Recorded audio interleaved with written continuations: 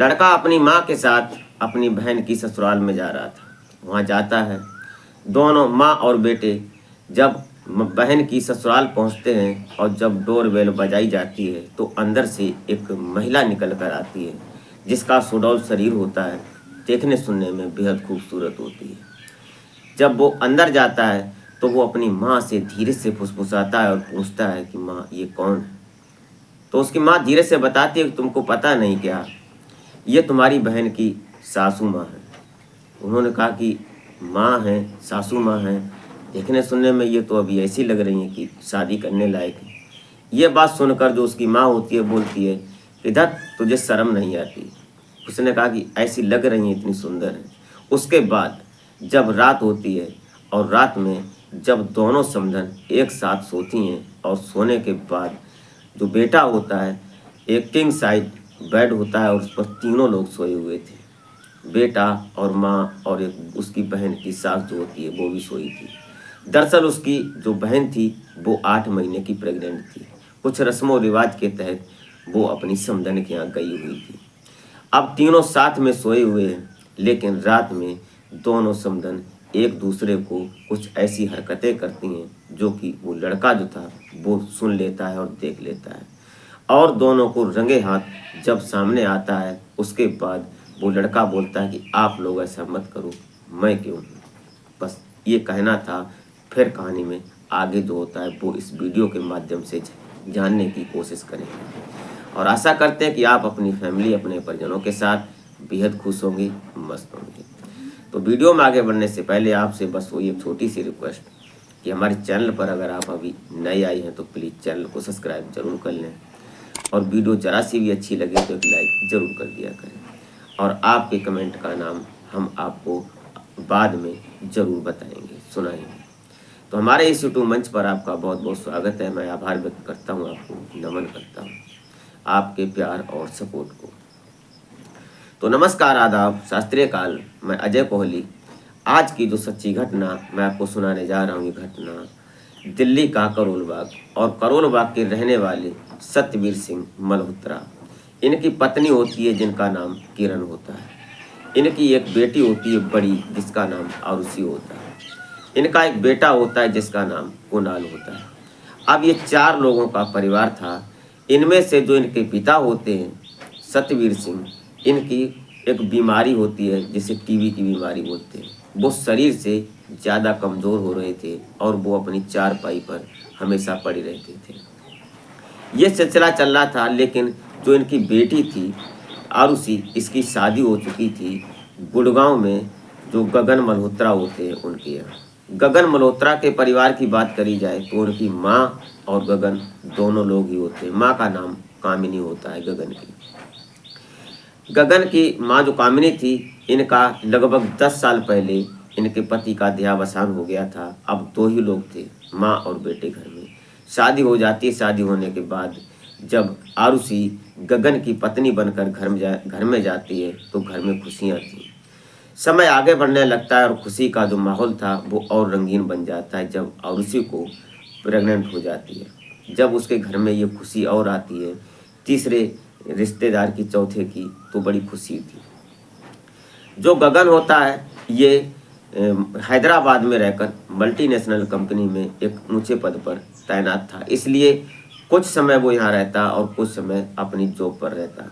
ये धीरे धीरे इनका सिलसिला चल रहा था। अब ये कहानी आगे बढ़ रही थी, तभी 8 महीने की प्रेग्नेंट हो जाती है आरुषि और रस्मों रिवाज के तहत इधर से दोनों समधन आपस में हर रोज़ बातें किया करती थी, क्योंकि जब दोनों किरण और एक कामिनी दोनों मिले थे पहले, तो इन दोनों में कुछ ऐसे रिश्ते बने थे जो कि आपस में, जो कि एक पुरुष और महिला में बनते, इस तरह के इनके रिश्ते थे। तो आपस में ये दोनों बातें कर लिया करती थी और फ़ोन पर ही दोनों आपस में उत्तेजना को कैसे भी करके शांत करती थी। जब ये 8 महीने के बाद जब इनकी बेटी प्रेग्नेंट थी तो ये रस्मों रिवाज के तहत कुछ पकवान बनवाते हैं और पकवान लेकर अपनी बेटी के यहाँ जब जाती है तो साथ में आज कुणाल हैदराबाद से आया हुआ था तो ये भी जाता है अपनी बहन के यहाँ। तो वहाँ जाता है तो आरुषि को देखता है, आरुषि से बोलता है, उसको प्यार करता है उसकी बहन थी वो। उसके बाद जो उसकी सास होती है, सास को जब देखता है तो वो भौचक्का सा रह जाता है।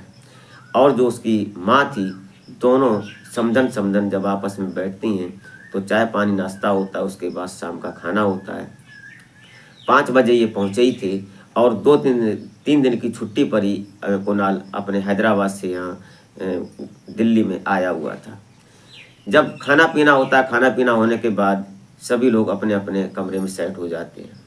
जो अरुषि होती है अपने पति गगन के साथ अपने रूम में चली जाती है, और जो ये समधन दोनों थीं, किरण और कामिनी और जो कुणाल, ये तीनों लोग एक कमरे में सो जाते हैं। किंग साइज बेड था, बड़ा बेड था, तो तीनों लोग कंफर्टेबल थे सोने के लिए। अब ये सो रहे थे, रात हो जाती है, लगभग रात्रि का 1:30 बज जाता है। तो अचानक जो कुणाल होता है उसके कानों में कुछ फुसफुसाहट की आवाज़ सुनाई देती है।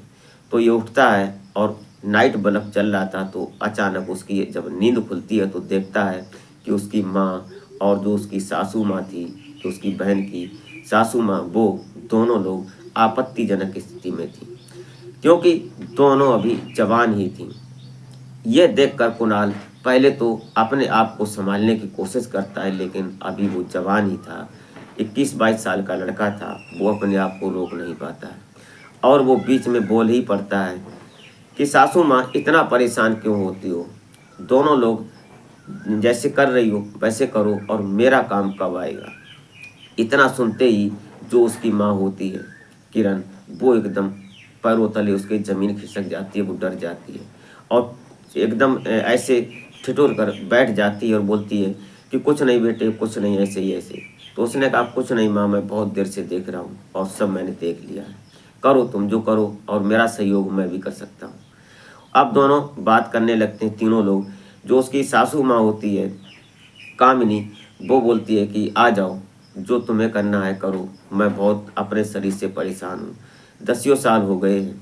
तुम्हारे जो पिताजी थे, तुम्हारी बहन के ससुर, वो इस दुनिया में नहीं है। मैं तड़पती हूँ अपने शरीर की भूख को मिटाने के लिए, कभी इधर जाती हूँ कभी उधर जाती हूँ, लेकिन मैं प्यासी की प्यासी ही हूँ। यह सुनकर कहीं ना कहीं कुणाल मौके की फ़ायदा उठाने की कोशिश करने लगता है।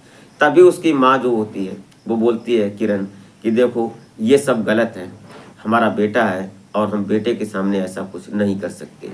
उसने कहा कि कोई बात नहीं। कुणाल बोलता है कि तुम माँ हो तो तुम थोड़ा दूर हो जाओ और हम सासू के साथ ये सब करते हैं। दोनों की राजी थी। अब सासू माँ और जो कुणाल, जो उसका भाई था, उसकी बहन का, अब दोनों लोग आपस में इंटीमेट होने लगते हैं। इसके बाद जो उसकी माँ थी वो देख रही थी सामने सब अपने बेटे के साथ, उसकी जो समधन थी उसके साथ ये सब हो रहा था।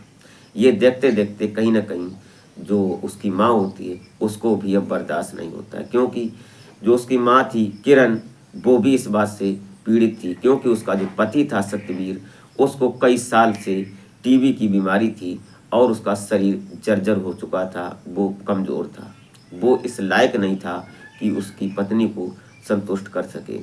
ये सिलसिला देखकर उसकी माँ भी कहीं ना कहीं आज सारी शर्मो हया को छोड़कर अब तीनों लोग एक साथ हो जाते हैं और एक बिस्तर पर कुछ आवाज़ें आने लगती हैं, कुछ सांसें चलने लगती हैं जोर की। ये सब होता रहता है। आज रात कम से कम 2-3 बार ये सब होता है। उसके बाद जब सुबह होता है तो पता चलता है कि जो उसकी बहन होती है आरुषि, वो कहीं ना कहीं से ये बात को देख रही थी।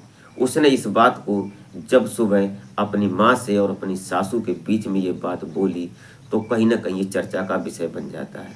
ये बात गगन को भी पता चलती है कि जो हमारी माँ है और हमारी सासू माँ, ये दोनों लोग हमारे भाई के साथ ऐसा ऐसा कर रही थी। ये बात सुनकर गगन कहीं ना कहीं गुस्से में तमतमा जाता है और वो वहाँ से निकलता है और सीधा थाने में FIR दर्ज करवाता है। जब ये बात पुलिस के संज्ञान में जाती है, वहाँ जाने के बाद तीनों लोगों को थाने में बैठाया जाता है। तीनों लोग बैठते हैं, उनसे पूछताछ की जाती है। जब पूछताछ हो रही थी तो तीनों लोग बालिग थे। उनकी उम्र, दोनों समधन की उम्र वही 40 और 35 के आसपास की थी और कुणाल भी 22-23 साल का था। तीनों लोग आपसी सहमति के बाद ही ये सब कर रहे थे। कुल मिलाकर ऐसा नहीं था कि कोई नाबालिग हो या कोई अपराध कर रहा हो। तीनों लोग सहमत थे, इसलिए पुलिस भी कुछ नहीं कर पाती। बोलते हैं कि जब आपसी सहमति है, एक भी व्यक्ति इनमें से ये बात बोले कि मेरे साथ ज़बरदस्ती या ज्यादती की गई है, तो फिर कानून अपना काम करे। लेकिन तीनों लोग ये बोल रहे हैं कि हमारी आपसी सहमति है, पुलिस भी कुछ नहीं कर सकती। उसके बाद अर्शी और गगन दोनों लोग उन लोगों से नफरत करने लगते हैं और फिर ये जो उसकी समधन, दोनों समधन और कुणाल, आज से ये सिलसिला इनका शुरू हो जाता है और फिर ये अक्सर मिल ही लिया करते थे, तीनों एक साथ में होते थे। दोस्तों, कुल मिलाकर भले ही कानून की नज़र में ये गलत नहीं था, लेकिन अगर रिश्तों को देखा जाए तो कहीं ना कहीं रिश्तों को शर्मसार करने वाली ये कहानी थी जो तीनों ने की। जब ये पुलिस के बीच पहुंची बात तो सोशल मीडिया पर हुई और उसके बाद फिर हमने आप तक पहुंचाने की कोशिश की, क्योंकि आज के समय में कुछ भी हो सकता है, जो नहीं होना चाहिए वो भी हो सकता है। इसलिए आप इस कहानी को सुनने के बाद क्या सोचते हैं, अपनी राय कमेंट में ज़रूर लिखें। और ख़ासकर आज आपके नाम जो कि आदेश कोहली है फिरोजाबाद से, आपका बहुत बहुत स्वागत है। मैं आपको आभार व्यक्त करता हूँ, आपको आपके प्यार और सपोर्ट को। एक पप्पू कुमार जी हैं बिहार से, ये ड्राइवर हैं, इन्होंने बड़े प्यार से कमेंट किया है, राम राम जी लिखा है। हम आपको दिल से नमस्कार करते हैं, आपका आभार व्यक्त करते हैं, आपको नमन करते हैं आपके प्यार और सपोर्ट को। दोस्तों, ये रही कहानी, आपको कैसी लगी कमेंट में ज़रूर बताएं। इस घटनाक्रम को सुनाने का उद्देश्य किसी को हैरान या परेशान करना नहीं था, बल्कि जागरूक करना था कि आने वाला वक्त हमारे सामने किसी भी शक्ल में आ सकता है। इसलिए हमेशा सजग रहें, जागरूक रहें। इसी के साथ आप अपना और अपने परिवार का ख्याल रखें।